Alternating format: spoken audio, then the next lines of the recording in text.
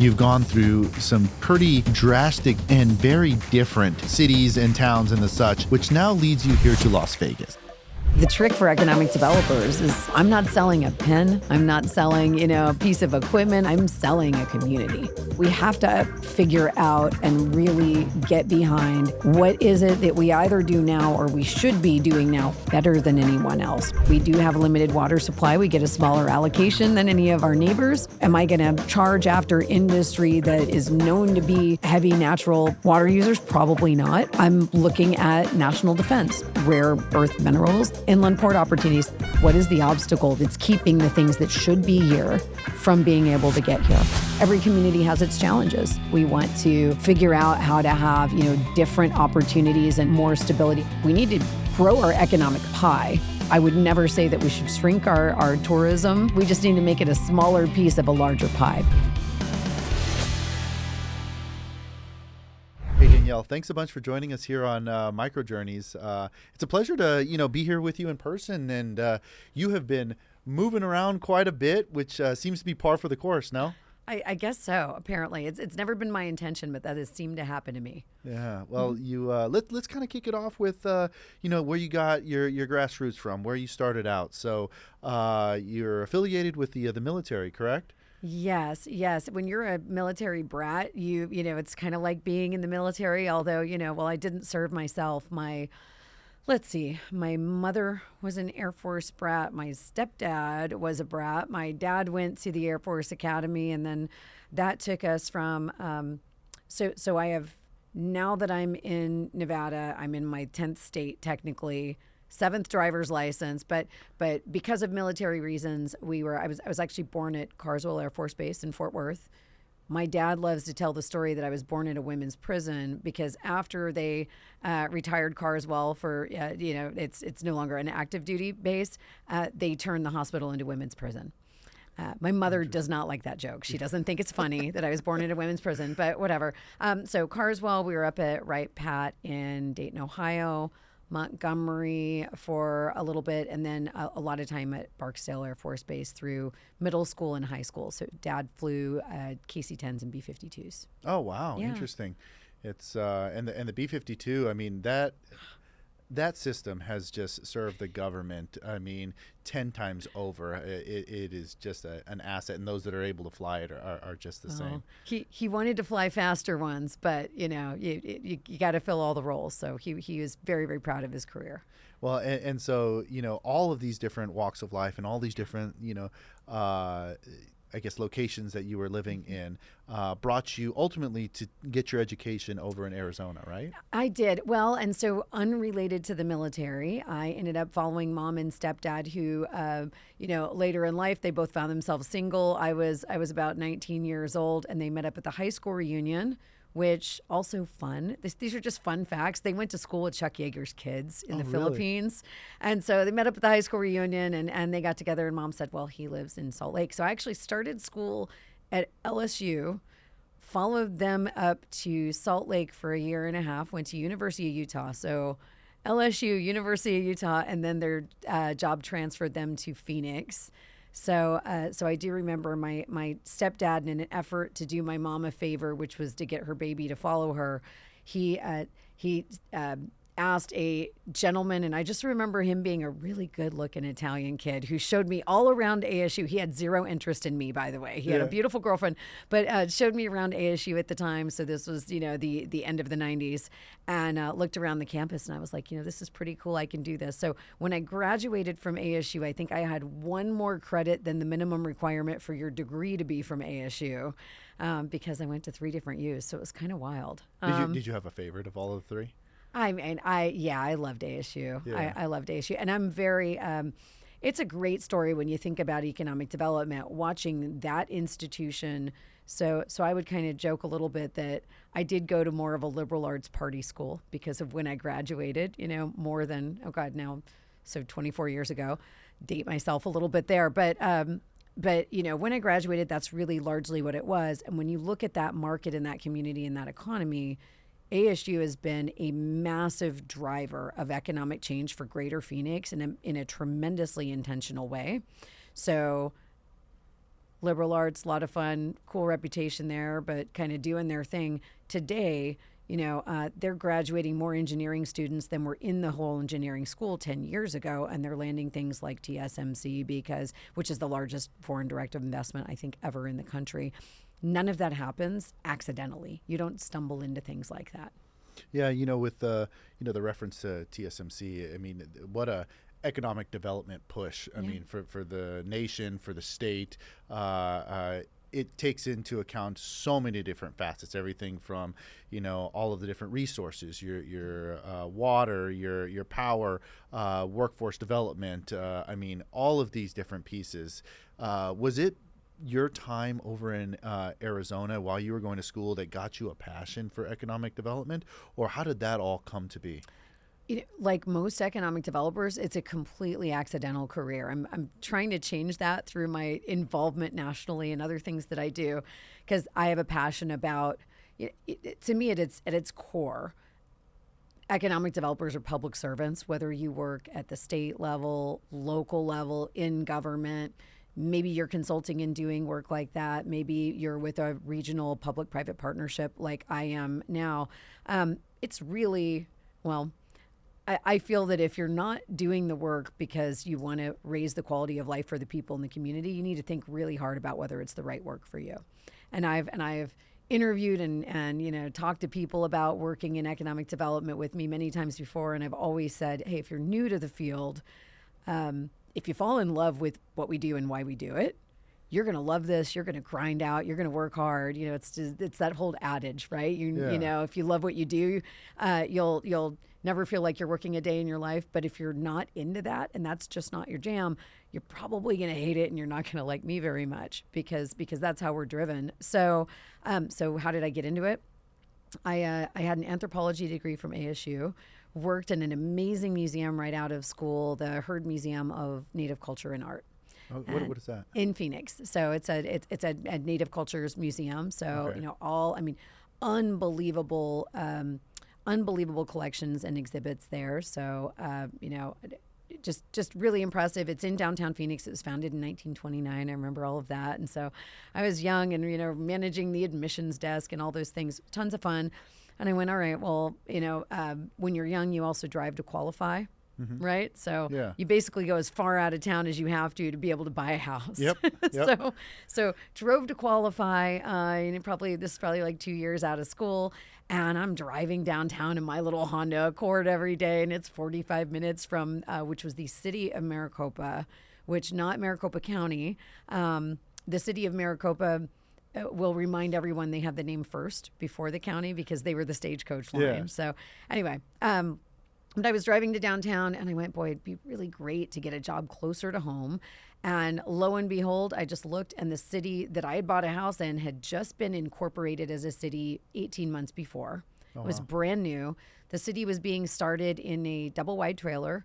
And I ended up getting hired because I had just had a full-time job since the day I turned 15 and a lot of general management work. And I got very, very lucky and fortunate to be hired on as an assistant to the city manager about 18 months after the city was founded on paper. Talk about the stars aligning. Right? Yeah, that is very good timing. Cool. And to get the opportunity, so I got to write the first press release the city ever did. It was on West Nile virus. I had to post the hunting map at the local bar. But that community, the day they incorporated, the county had entitled so much property in terms of master plan residential developments in the boundaries that without another single entitlement at full build out, it would have been 150,000 people. So fast forward, it was incorporated in 2003. Today, there are 90,000 people. Oh, wow. So a lot of growth. And in the 8 years I was there, we went from, 1,500 to 45,000 people. So that's tremendous growth in a concentrated area. And it was all the housing boom. So so I got to the city and I'm working there and I'm probably about 90 days in, and we're sitting around the card table in the double wide trailer that looked out onto a field next to the volunteer firefighters station. And we're all sitting around talking, and somebody goes, look, someone needs to figure out the mayor and city council are focused on economic development, and they've hired this high-powered, highfalutin consultant, paying her all this money to tell us what we should do for strategic planning and for economic development. She needs some staff support. And they just look around, and, the few people in the room that even work there, they go, Danielle, you're the newest. That means you have the most capacity. So go do whatever she needs and figure out what's going on with the Chamber of Commerce because, they need to help businesses because it was so busy. We were having all these mom and pops and home-based businesses coming in to try to apply for business licenses. So that's how I got into economic development. And the other blessing that I had was the woman that they had hired to do the strategy work for them was the woman who founded the Greater Phoenix Economic Council. Oh, wow. In 1989. So a female leader getting 22 mayors to come together and row together for the greater good. Big deal. And so I learned an unbelievable, I still talk to her all the time. When I decided to take this job, she's one of the people I called to get her opinion.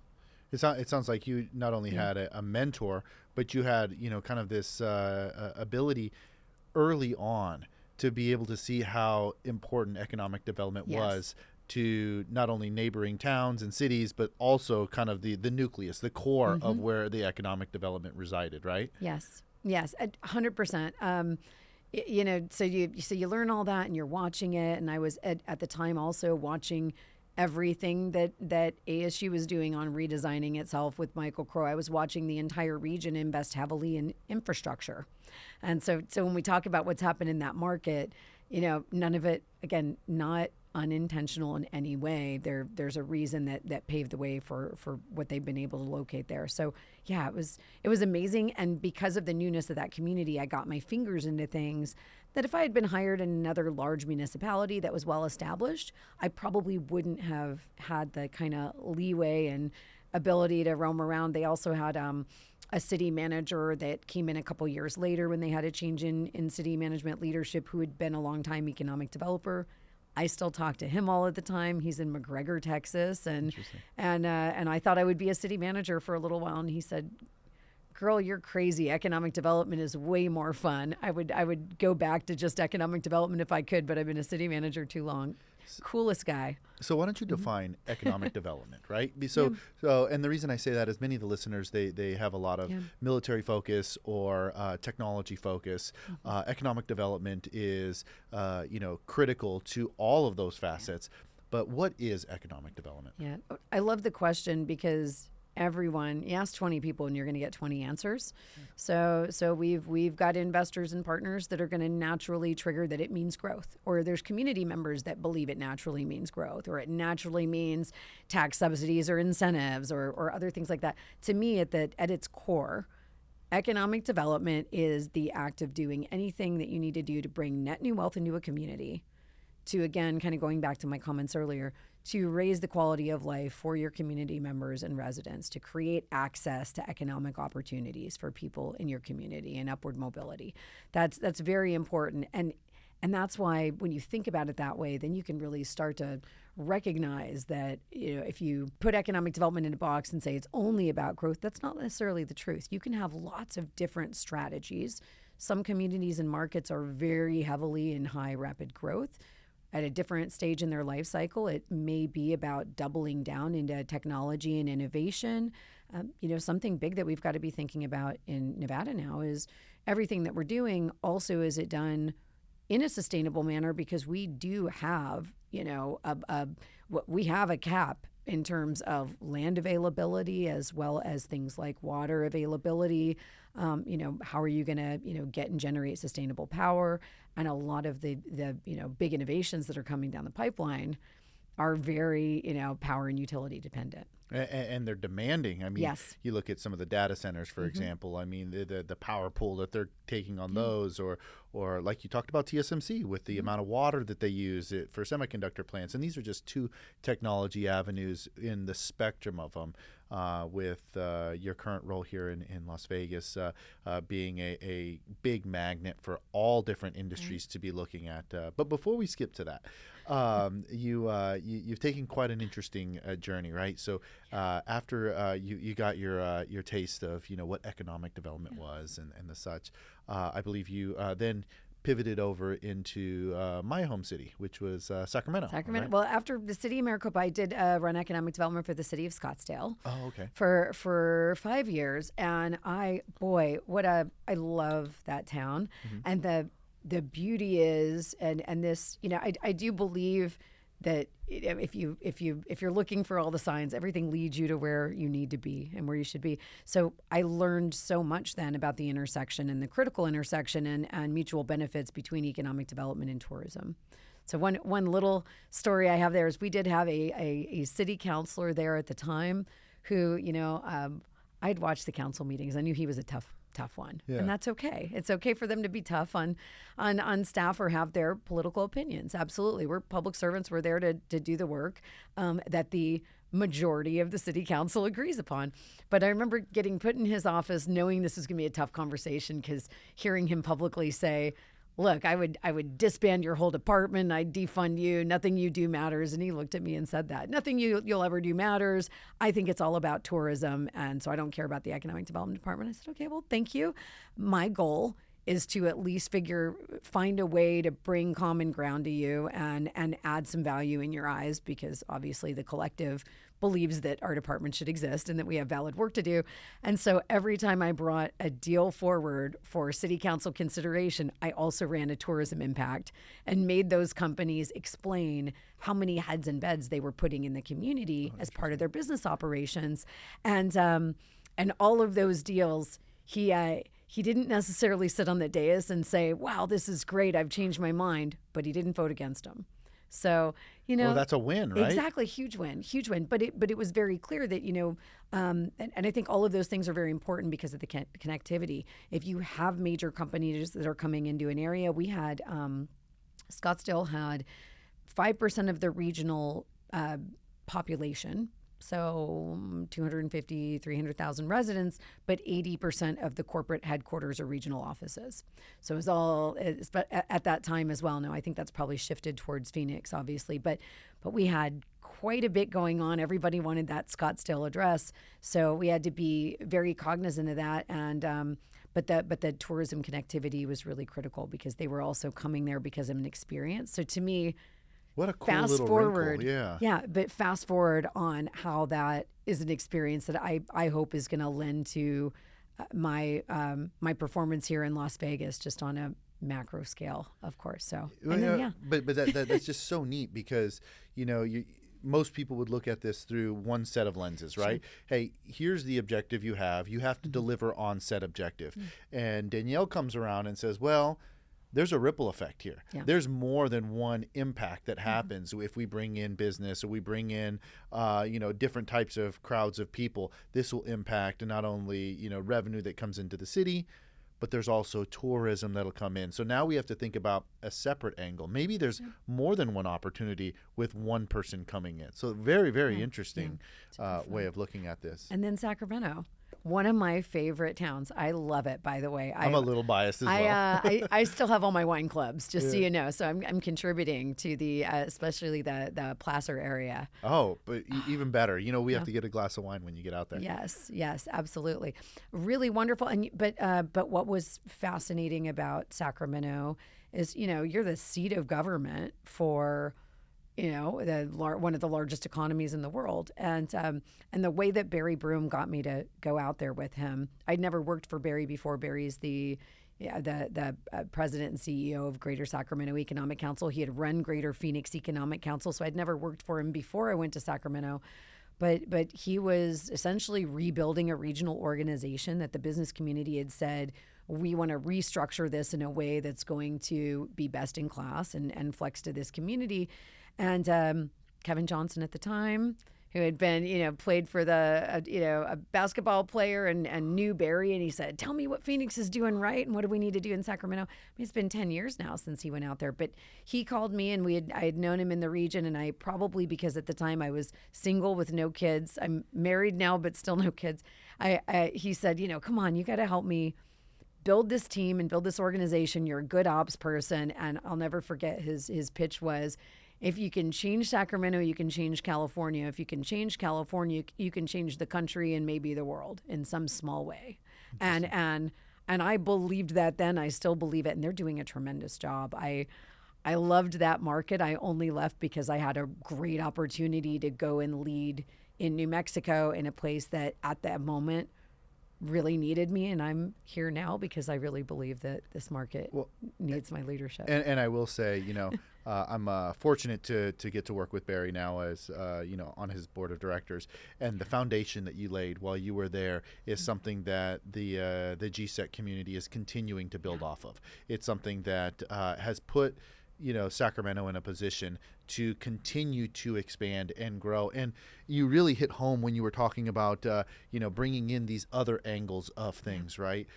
We just had a board meeting about a month ago, and they were talking about how, you just can't look at the local investment here, but there's all these different impacts, whether it be jobs, homes, entertainment, all of these different pieces, workforce development that come into an ecosystem when a company invests in Sacramento. So, I mean, you hit the nail right on the head. Early career, I mean, to notice that kind of trend, that it has such an impact in an economic, style of things. Well, and the whole field of economic development is shifting and changing rapidly. That's one of the things I love about it. It will not be the same in 5 years, and the way you operate today, 10 years ago, maybe closer to 10 years ago, I can definitely say 15 years ago, if you asked, consultants or others what was really important to them in terms of site selection, it was probably going to lean more into tax breaks or incentives. I'd say in the last 5 years to 10 years, it is all about talent and workforce access, because we know we have a great, so many communities have brain drains, and we're not going to have the workforce that we need in the future. So when we think about things like AI and automation, the truth is there aren't enough people to fill all of the jobs if we don't augment with some of those tools. But there's major innovation happening that's going to create new jobs of the future. So I think that's just fascinating. Well, and it's interesting because you talk to people that are early career, and there's a big fear that AI is going to take my job. Hey, you know what? It's not like it was 10, 20 years ago. You didn't have to compete with AI. But you talk to people mid-career and late career, and they're starting to say, look, maybe this is a tool that can streamline my processes, and I can take new hires and put them towards things that the AI can't do, right? I totally agree. I use it to write documents all the time, but if you don't know how to prompt it and you don't have a vision for what you're trying to execute, it's only going to take you so far. So I at least right now. Yeah. And so I love it as a tool. I do think folks that are going to be successful and are going to have great careers and opportunities are going to have to figure out how to leverage it. And it's an adaptability piece, right? Yeah. As people continue to thrive and grow. I mean, I see this as an inflection point, almost like when the internet came around, right? Yes. Instead of having to mail things, snail mail, it was instantly sent over. And there was a fear that it was going to take away people's jobs. And now it's part of everyday life, right? Yeah. And everyone has adapted around that. So, I mean, after you left this Sacramento region, you went over to Albuquerque. I did. Yeah. I did. It was the middle of COVID in Sacramento, and just, there was pure chaos. And I went, boy, this could be the dumbest thing I've ever done or the coolest thing I've ever done. I wasn't looking for a role. I did tell Barry that. I was like, I wasn't trying to escape you. It was actually very hard to leave because we were doing such cool things. And I was so grateful. But what's awesome about a leader like him is he knew, well, after he yelled at me and hung up on me, and then he called me back and he goes, all right, I've been Googling Albuquerque and here's what you can do. I mean, he flipped straight into that coach role. I wouldn't have been able to go and move on and go into that community and be effective if I hadn't learned the things I learned from him and my other mentors. So it was so beautiful. So he gets that he's paying it forward and affecting other communities just by being a mentor and teaching other professionals. And that's how I see my role with others.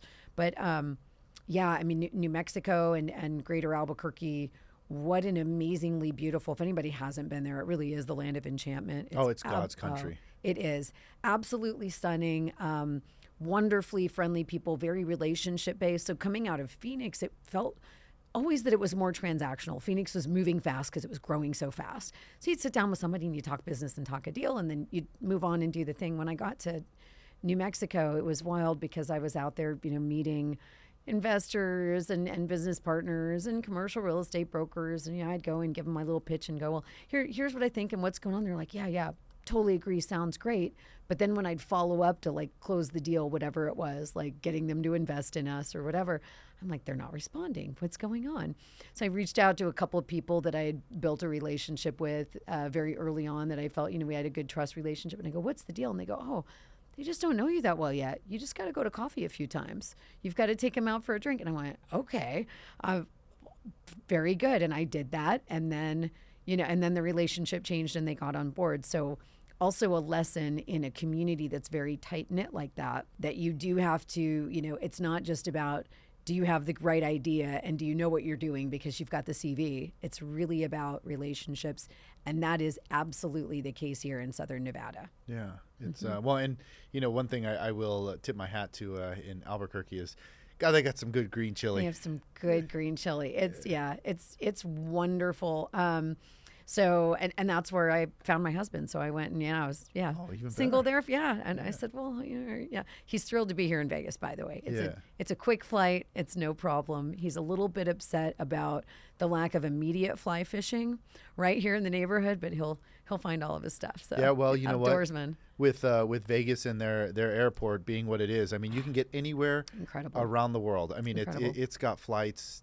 I mean, if it can connect to Sacramento, we know that it can connect anywhere. Exactly. So, but one of the things before we leave the Albuquerque piece, you had quite an influence and connection over to Kirkland Air Force Base and Sandia and the such. Talk a little bit about that. Yes. Well, and so many people don't think about that when I think those that are tied into industry, people like you that are very connected into the military, about it, but it's not.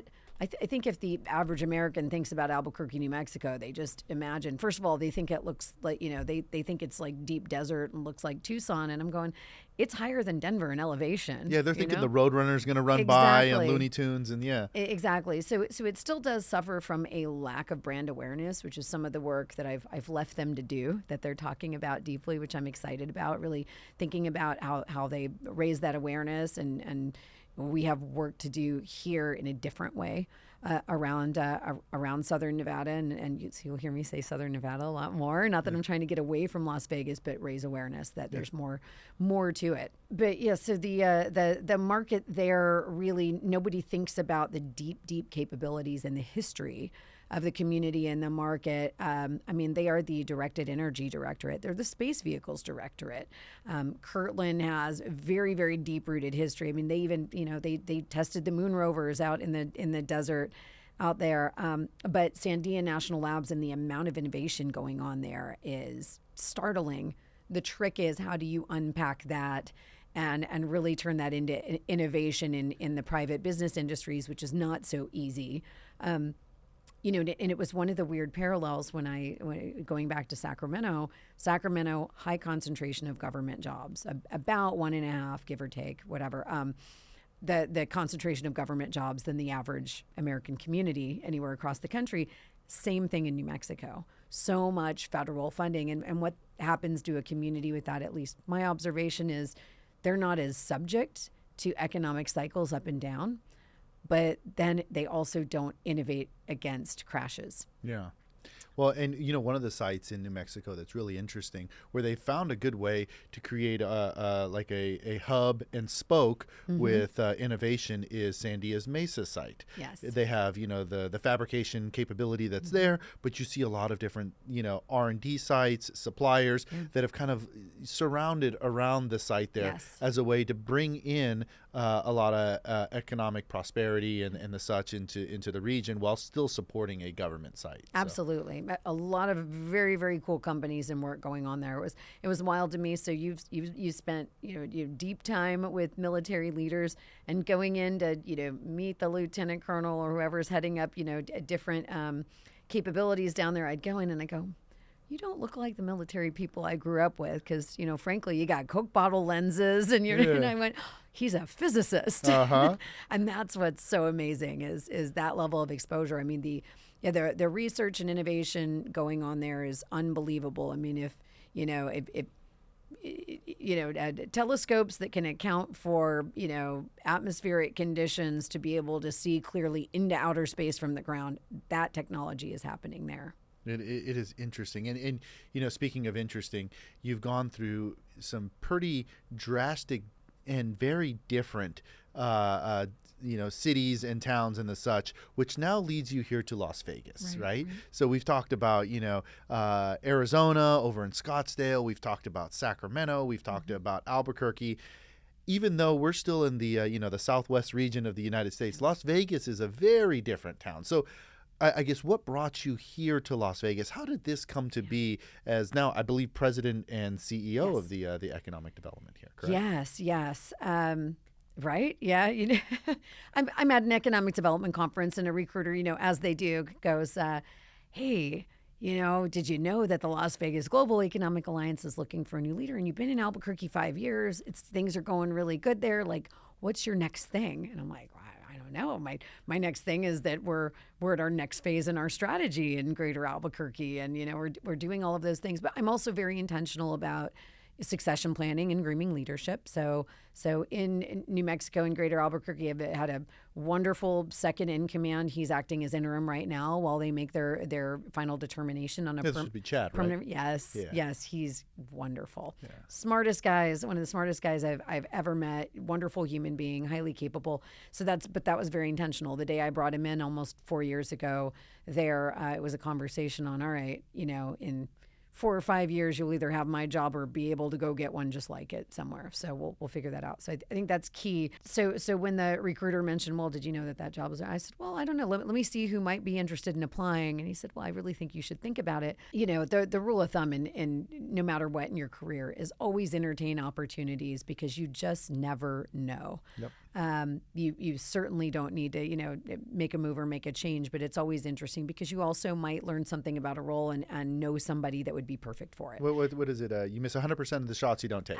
Yeah, that's it. Absolutely. So it was wonderful. I looked at it, I thought about it, and truthfully, I went, all right, this organization is at a very pivotal moment with a lot of change.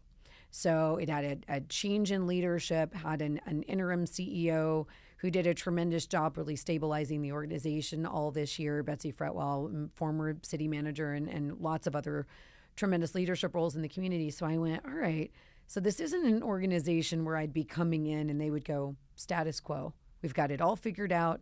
Do whatever, has always been done, and you're not able to make changes. I'm definitely a bit of a, I don't love the term rebuild because it lends you to thinking something's wrong, but I'm definitely a restructure and a transitional leader. Yep. So I love that kind of work. It's really fun. It's fascinating. So there's been a lot of changes. And I came in for the interviews, and it's a couple of things really big struck me. They brought 65 community leaders, so my board of directors, but also a lot of very key, very important partners.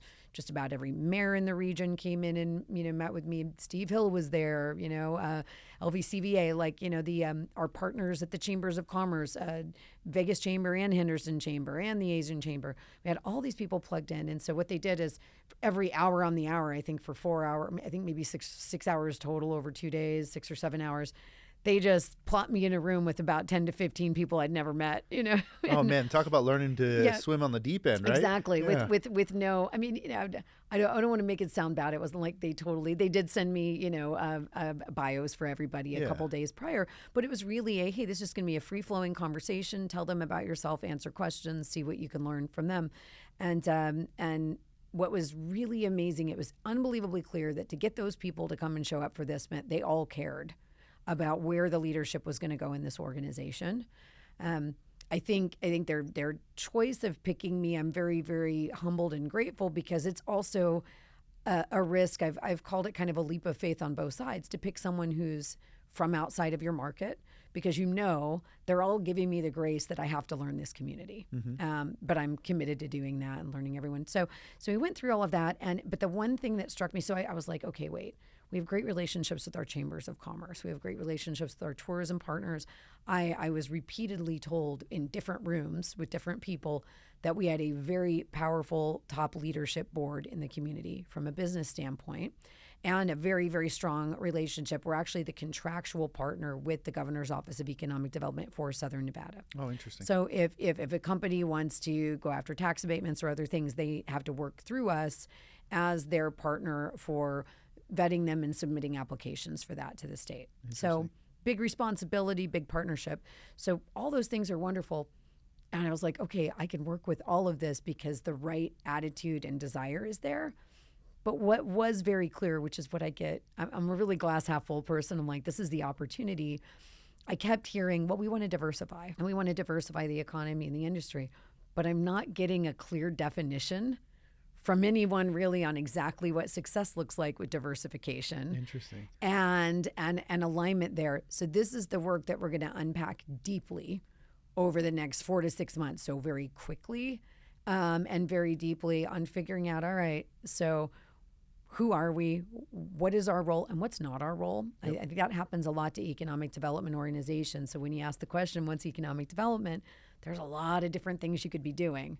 And I could chase 30 squirrels and not really get anything done. So we're going to have to pick a couple of key lanes. Yep. And lean in. And what does success look like? Exactly. I mean, because just, putting a lot of effort towards opportunities and thinking that you're doing something, you could be a hamster on a wheel and just continue to keep moving, but not getting anywhere. So what does success look like? And how do you, in a city that's already successful? Yeah. I mean, there was a cab driver one time when I came out here, he said, hey, quick question, do you know the state bird? And I says, I have no idea what it is. He said, I can tell you the bird over here. And I said, what is it? He says, it's the crane, because we're always building. Yeah. And I said, I've heard orange cones too. The orange cones. Yeah.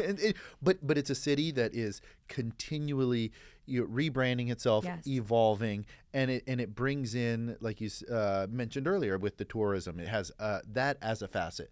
But now people are finding it not only as a tourism spot, they're finding this as a spot for retirement. They're finding this as a great place to grow a family.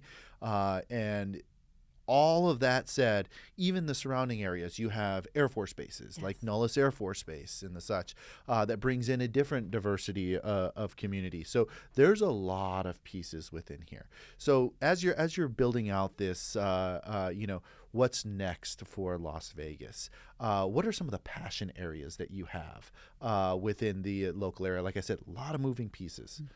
Well, in any community and market, right? I mean, so there's kind of there's your standard work you do as an economic developer, right? Can you do sales and lead generation and business development? Can you create and articulate a value proposition? Because the trick for economic developers is, I'm not selling a pen. I'm not selling, a piece of equipment. I'm not even selling IP. I'm selling a community and a market and an idea of wanting to be here and why, and explaining to a company why they will be successful here. And how we're going to help them do that throughout the course of their time in the community. So there's a lot of research and work to do, but we have to figure out and really get behind what is it that we either do now or we should be doing now better than anyone else, better than anywhere else, right? And that can be a lot. And so for every market, that's going to be different. I'm very interested as we start doing this research to see what the potential will be in. I mean, tech is a wide statement. Yep. Is it fintech? Is it related to finance and insurance and maybe some office uses? Because we also know that we do have a limited water supply. We get a smaller allocation than any of our neighbors. So, am I going to charge after industry that is known to be, heavy natural, water users? Probably not. We're also looking at rare earth minerals, and there's interesting opportunities in this state for that. I'm looking at national defense because I'm watching and tracking the administration's big efforts and commitment to closing the gap in competitiveness and challenges. And so, I continue to hear more and more, we're 20 years behind China in capabilities. And there's definitely going to be investment there. Was working on a lot of opportunities in New Mexico that were related to national defense and the innovation around it. And you're seeing more and more private companies, so, thinking about SpaceX and other firms like that, right? Yep. What is out there that could take advantage of the capabilities and also the people retiring out of our Air Force bases, proximity to California, proximity to ports, right? Mm-hmm. So inland port opportunities. So we're going to be investigating all these really deeply. I think the biggest thing that will be critical for us to do is understand the niche industries. So not just blanket and go, just sports and entertainment. There's got to be something very intentional within that field in a niche industry that we can and should be the absolute best at and the best place to do that. And so you have to really do your homework And then you have to be able to articulate it. And then the last piece that I think gets forgotten a lot when they're maybe board members or others. You probably see this, with the GSEC board. There's this natural tendency to go, well, what companies did you announce this quarter? It's also, well, that's the goal, that's the outcome. But when you're talking to opportunities and you're looking at companies and you figured out what should work for the community, a big piece of the work is also going, wait, what is the obstacle that's keeping the things that should be here from being able to get here? So the thing we worked on in New Mexico for 2 years, for example, was site readiness, because we had no shortage of mega projects looking at the market that wanted to be there for all the other reasons. We just couldn't get them up and running in less than 3 to 4 years because of a lack of infrastructure. So figuring out what your obstacle is to reaching those goals, and that to me, that's the delta that a regional economic development organization serves in. And I mean, you hit the nail right on the head, right? Because every city is going to have its major strengths and its major weaknesses, right? But how do you circumvent those weaknesses and show that you're able to provide incentives or opportunities that allow a company to say, look, though that is a weakness, we can look past that because we're getting something else. So a great example of this in the local area is two incentive packages that I'm familiar with that Las Vegas has just done a bang up job on. The first one you mentioned was the inland port piece, right? Inland ports are a very looked over incentive piece, and with a state that already has no state income tax and you couple an inland port opportunity, now you're buying down a lot of the financial risk associated with moving here. But the second one that many of the casinos have leveraged is the EB5 program, and that is another way of using dollars that are available to help buy down risk and present companies the opportunity to forego things like you said. Maybe we don't have as much water as we may need if we continue expanding, but the incentive packages are so phenomenal. Why would we look past Nevada? Why would we look past Southern Nevada specifically, right? So I think your understanding of the overall area is just so spot on with the strengths and how to outweigh some of those weaknesses. That's pretty interesting. Exactly. You don't have to be all things to everybody. You need to be at the best at a couple of things and be the best place for that to operate. And it was, I've got my team reading a little book. It's called Economic Development is Not for Amateurs. It was written by a longtime site selector, Jay Garner, and a buddy of his, Ross Patton. They're great. But it's very simple. I've given it to my whole board of directors, but it's, it's some of those big basic tenets of economic development. If you don't have a product, or if you don't have a product, meaning a piece of dirt that's ready, you're not going to get the client. Workforce is everything. Local charm and that community appeal means a lot. And that's when I talk about the evolution of economic development. Economic developers are becoming more and more and more community builders. So you have to think about quality of place in a different way.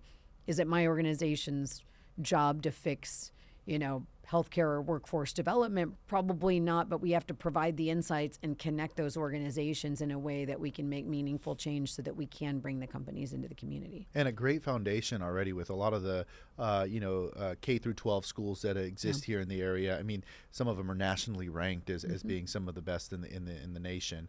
And then you have UNLV over here with top-notch everything from medical capabilities to some of the world-renowned research that's going on there. So, like you said, a lot more than just sporting events and casinos. I mean, there's such a set of diversity here in the area. Although, if you live here and work here and do all the things, you'll never be bored. Clearly, I mean, there is so much to do. It's just unbelievable to have that world stage at our feet.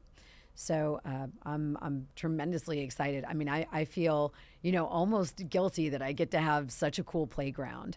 But every community has its challenges. So we do recognize that we want to figure out how to have different opportunities and more stability. I'm describing it as we need to grow our economic pie while also doing that in a way that respects and understands our community's limitations, right? So even the natural environment pieces, but we want to grow the overall economic pie. So I'm also always really clear to folks too that when we say we want to diversify and add more industries and opportunities, I would never say that we should shrink our tourism or that level of investment we have in the community. We just need to make it a smaller piece of a larger pie because the pie's bigger.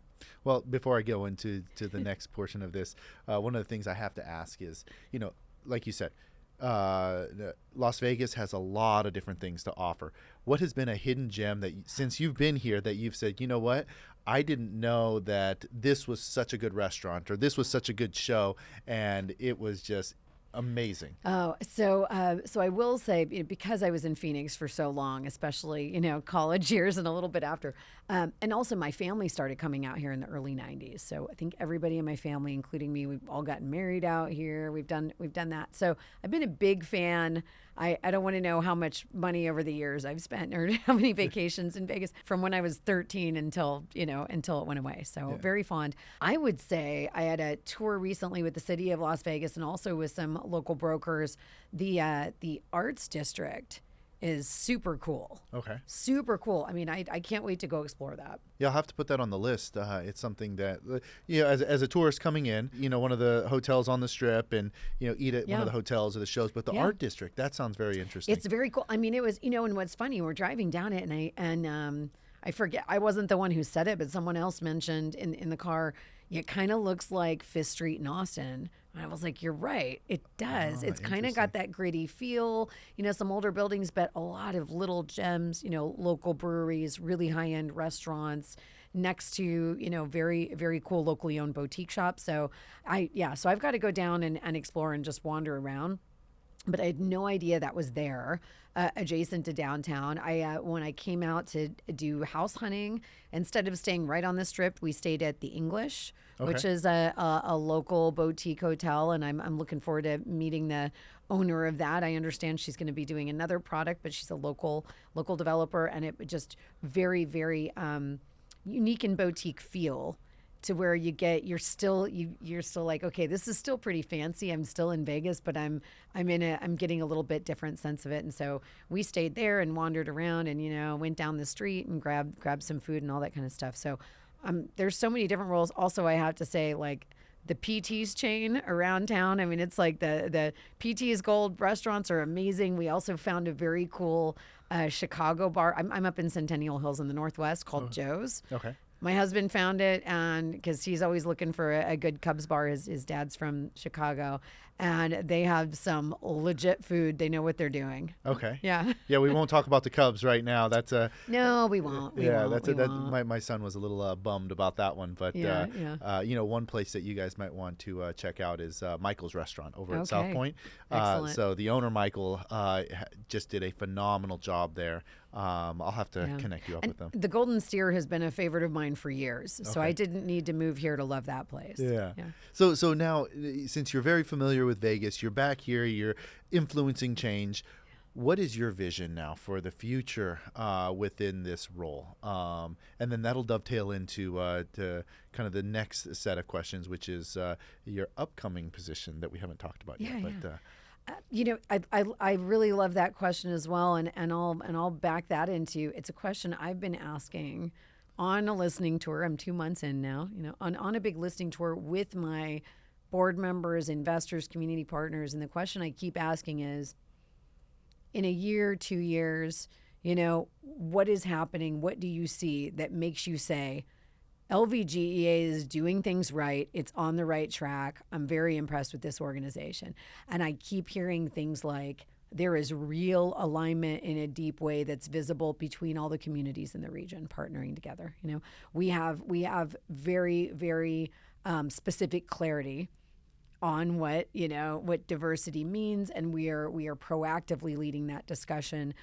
To me, yes, it's whether it's 12 months from now, 36 months from now, there will be, it takes time. I want us to be, the unequivocal go-to group when anybody is thinking about, all right, where should we be going economically? I also want us to be, as an organization, to do all of this in a best-in-class manner. I say this with all the love and respect because I love all my economic development colleagues. They're my best friends in the world. I want my economic development colleagues around the country to be going, what is going on over there? They have built up that shop and they are doing unique, creative things, and we want to emulate how they are operating. Now, does a business get sought out by you? Do they come direct to you? How does that connection happen? Great question. Yes, yes, and yes. Okay. So the way a company or an opportunity will come into the market, they may go to the state of Nevada and they start there and they go, look, here's, we're looking at 5 states. Here's our spec sheet. Here's what we would be bringing, and you need to tell us, do you have sites? What are your incentives? What's it going to cost to operate? And then we're going to throw that into our big database, and really, site selectors, their job is to down select. Their job is to start with a wide breadth and whittle it down, whittle it down, whittle it down. Our job is to keep us in the running, right? Mm-hmm. Make that argument, tell them things that they aren't even asking that they need to know that can influence their decision. So it might come in through the state because they know the state ultimately, owns the incentives, and they then send that out to us. We percolate that around the community and come back with a response. A lot of times our local commercial real estate brokers are great leads and opportunities. They go, hey, this company is sniffing around, they're looking, but they want to know about other things, and, they want to sit down with other companies in the region and ask what it's like to hire here. It's our job to know those companies and bring them to the table. So that's another one. And then absolutely there is outbound prospecting that we do, which is understanding those niche industries that we should be the best at and that we want to bring here, and intentionally going in front of them. And I would say, and this is where it's a long build, right? You might find some that, oh my gosh, they just got a Series B. They're doing amazing things. They want to be here. We're gonna lure them in, and it's gonna happen tomorrow. Most often, though, it's starting to call on them a year, 2 years before they even know they're looking, right? Okay. And starting to develop those relationships. And it's also proactively communicating with and having great relationships nationally with folks that are informing companies about their site selection decisions, whether it's a tax advisor or, a real estate development arm. There's different organizations for this, and make sure they are aware of the opportunities in our region. So when they have a client that says, look, we're looking for our next, I don't know what it is. We're gonna build some kind of, widgets or innovation, and we're gonna sell it to the military, and we've got a big DoD contract. Where are we gonna look? That advisor says, all right, well, there's 5 places you should look, and we think Southern Nevada is one of them. Here's why. On the heels of Jess getting announced as the new president and CEO of the Las Vegas, I'm sorry, it's Las Vegas Global Economic Alliance. Global Economic Alliance. Global. And now, on the heels of that, you have another announcement that's coming up. Why don't you describe that? I do. I'm very honored that currently I serve as the vice chair, but starting January, I will be the chair just for a year. Thank goodness. And then I get to do the fun part, which is be a past chair of the board of directors for the International Economic Development Council. So what is that? Yeah. So IEDC is the largest association of economic developers globally. We have more than 4,000 members. It's also the certification group, the credentialing group for professional economic developers. Okay. So I have some credentials after my name. It's CECD. It's Certified Economic Developer. It's the only organization that bestows that.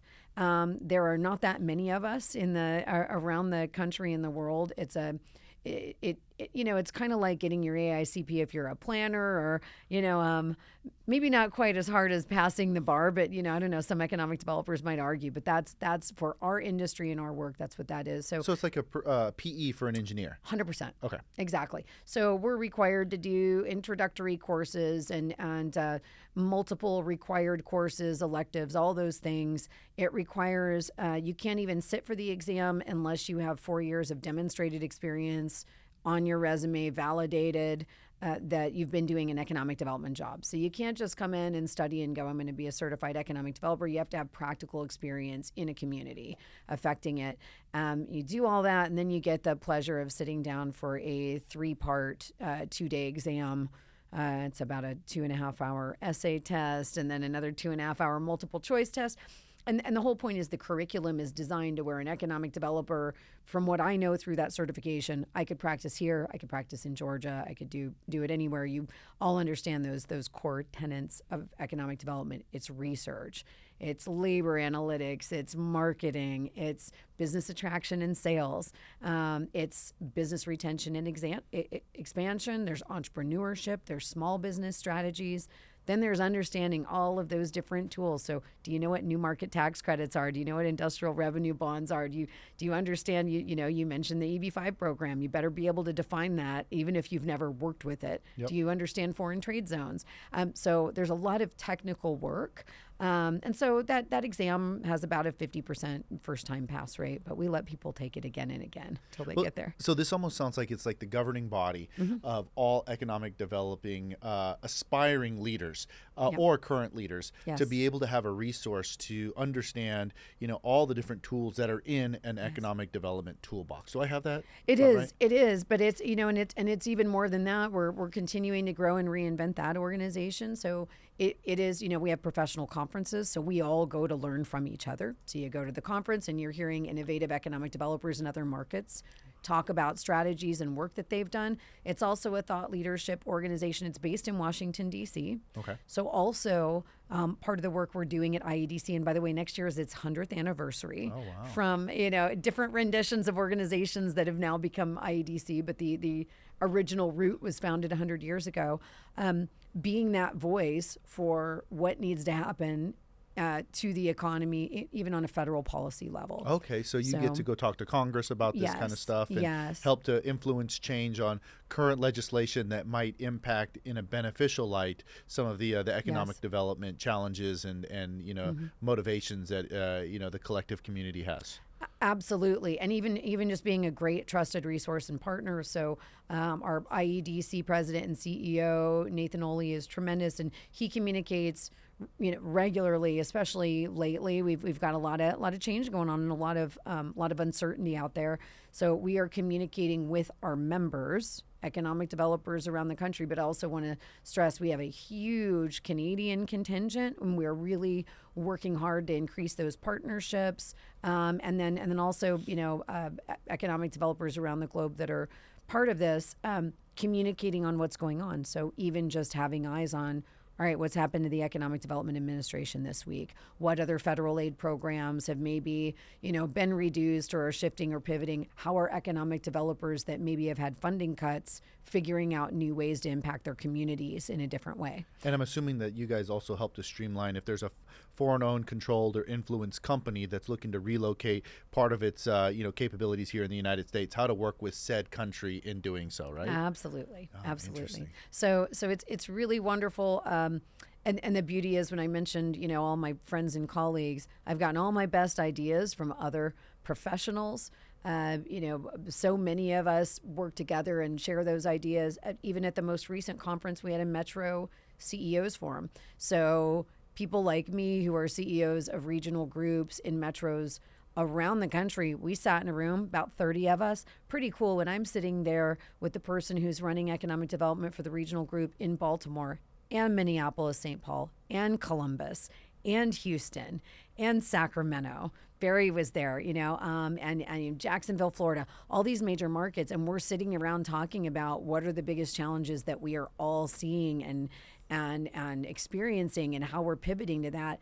And while there's unique situations in all these markets, running a regional economic development group is still running a regional economic development group. And, we're even having similar experiences on, all right, how do we get more people in this profession because we have short benches, just like any other company does now. So it's really fascinating. And that's you can't really put a price on being in a room with other leaders like that and just really swapping ideas and strategies. It is a unique industry, though. I will say that my experience with any economic development group is very passionate, high energy, and very focused on success. It's a different dynamic than a lot of different industries where sometimes you'll see people phoning it in. I mean, just the level of work and the intensity and the energy and the follow through. It's interesting. It almost gives me a shot of adrenaline to just, have a conversation with someone from an economic development group. It's a lot. And also a group like mine and so many like this one, there's a lot of different structures, but while we're partially funded by the state, which is great, in New Mexico, I was not. I got $0 from the state, but we had more local government support, about 25% of our funding. I think Sacramento, similar, 20 to 30% of the funding are local government partners, but the rest is private contributions in the business community The nuances with economic development agencies, though, are it's different than a chamber of commerce, which is very B2B and policy driven. We think about policy at the level of what could allow us to grow the economy, as opposed to maybe, hey, this bill is going to hurt these local businesses. So we have to partner with our chambers. Some chambers and EDOs are under the same umbrella, and so they do that really well. Some are just good friends, like we are with our local chambers. But the hardship, and where I think economic development agencies deserve a lot of credit, is here in the in Southern Nevada and the Las Vegas region. I need to make sure all my investors know what I'm doing and that we're working hard, and we need them at the table to help move the needle and do the work. So I have to be very visible in the local community and do all of that. But at the same time, I have to run a shop that is actually spending more time promoting us outside of this market than inside. Mm-hmm. So it's really trying to be two organizations at once with finite resources, because if your local investors don't know what you're working on and that's not visible and you're not providing opportunities for them to engage in the work locally, then you're not going to have funding and support. But you really are being judged on how much you're getting out there and calling on companies and convincing them to come in and doing the research behind the scenes and actually the data and analytics to convince them. So it's a lot. Yeah, you guys definitely do your homework before any kind of move is made. And, one of the things that I think is interesting, and I'll close on this, is that you really were able to kind of go full circle in one specific area, which is going to be one of the major announcements here in Las Vegas with the Sacramento A's moving here to Las Vegas. So it gives you an opportunity to have, a really large, showcasing of a capability, bringing in quite an entertainment piece, but also going back to your, prior stomping ground in Sacramento, working with folks in Sacramento here in your new location in Vegas. Isn't that wild? I mean, how excited are you for that? I mean that's the cool factor about, there are days when I go, man, I don't love that I'm starting to be a little bit more old school in the profession. It's really fun when you're a young up and coming leader, and I'm going, oh man, I'm getting old. But this is where it becomes very cool, because all those dots start to connect. And I think in any profession, but especially something that requires that community leadership, that time and experience, there is no substitute for it, because you learn these things and you have these relationships over time. Running into you here, I'm going, wait a minute, what are you doing in Vegas? How did this, and we've crossed paths multiple times for different reasons, and that's amazing.